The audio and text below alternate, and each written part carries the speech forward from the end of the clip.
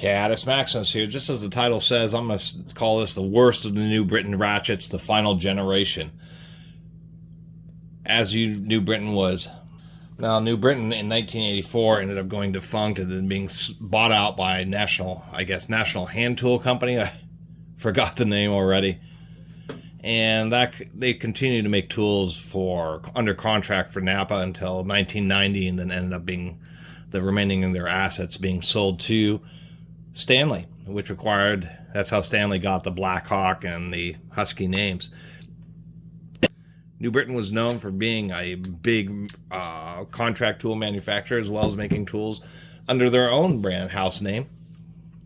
And companies, once again, like Blackhawk, Husky, Pennons, Mac, I believe Pencraft, and several others. And they're known for their Killness brand, or Killness patented ratchet mechanism, which is notably not being copied because it's just really expensive. Anyway, this thing, now, the variety of issues that this has. One is we can see the grinding just isn't very well centered on this. It's even more obvious on this side where it's really offset. There is the issue of the handle. As you can see, it's not bent quite correctly. This will end up going in my junk toolbox, even though it's New Britain, because I do have a nice version of one, which happens to be the Champion Plugmaster 2. And see, the handle is supposed to be bent vertically in line or with the orientation of the fork. The heads are supposed to be pretty well centered, and, you know, a decently stiff indexable head, but still usable. They do drill the hole, deliberately drill the hole offset so it doesn't fold over this way too much. Part of it's to prevent the handle from really dropping down too low, but that's not the big deal. The big deal, I think, was they limited the motion so it's easy to pull sockets off of it. Certainly easy to put a socket on this way, but if you're trying to pull it off, sometimes it wants to swing around, and that's the best I can come up with. Anyway, this is what a more proper one looks like. And so this thing, what happened here is when they were bending it, it wasn't put in straight, and so the handle didn't get bent straight.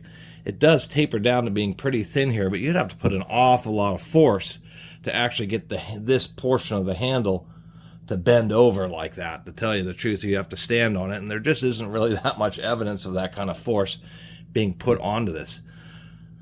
The other issue is whatever's going on here, and I suspect this may have been one of the reasons it was donated, is this indexing head here is extremely stiff. And if we take a look at it, what I can see here is, one, the pin,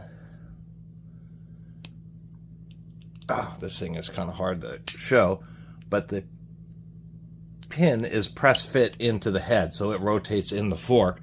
And it seems the machine, when they're pressing the pin in, ended up being, misaligned. It may have been partially due to the handle not being properly aligned, but it dented this, and I think it's kind of closed this eye a little bit because of the way it's been swaged there. And it's just making this head super duper stiff to operate. And then, of course, it has just some real plain logo on it, when the old New Britain logo, here we go, was their traditional cursive logo. And so it just seems like the kind of the last hurrah. They would have known that they were heading under several years before they actually closed their doors, and just said, we're just going to still pump out some more tools and really drop our quality control, which is really unfortunate. I mean, these New Britons used to be really nice, where they really ground them straight just so they could have a little bit more clearance. Here we even have a Blackhawk, which has the more modern handle design, and this Blackhawk is really well made, really well ground, really well centered.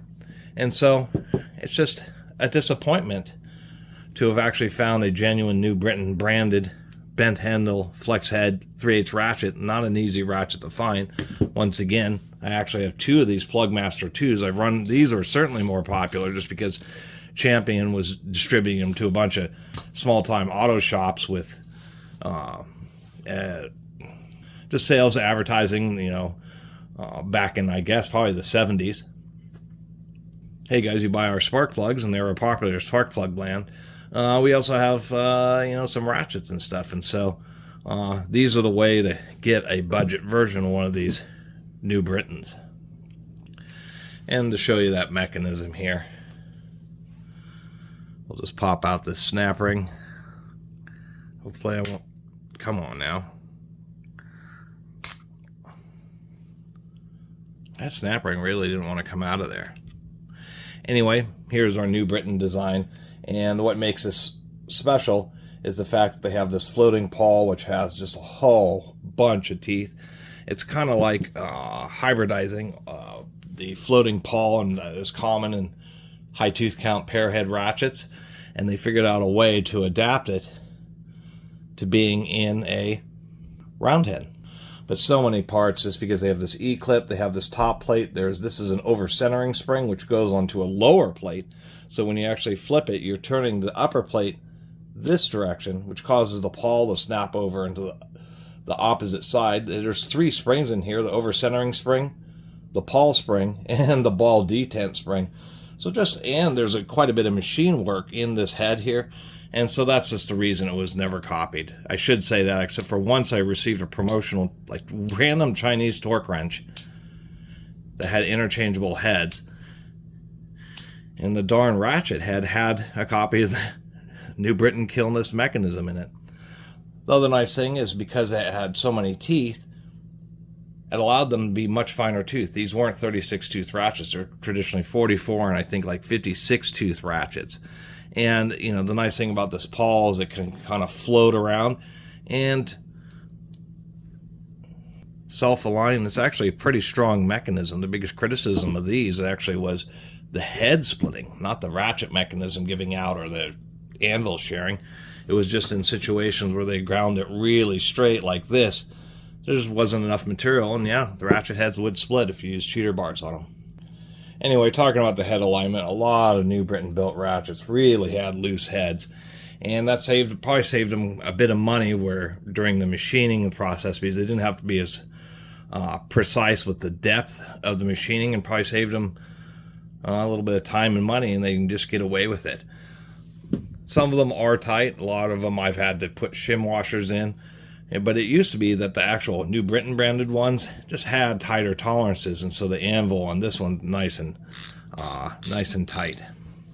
So anyway, that's my review of the last generation of the New Briton ratchets. And maybe I got one that was made on a Monday or something like that, but this is just the inappropriately bent handle, the pin that was improperly inserted, causing the flex head to bind up pretty badly.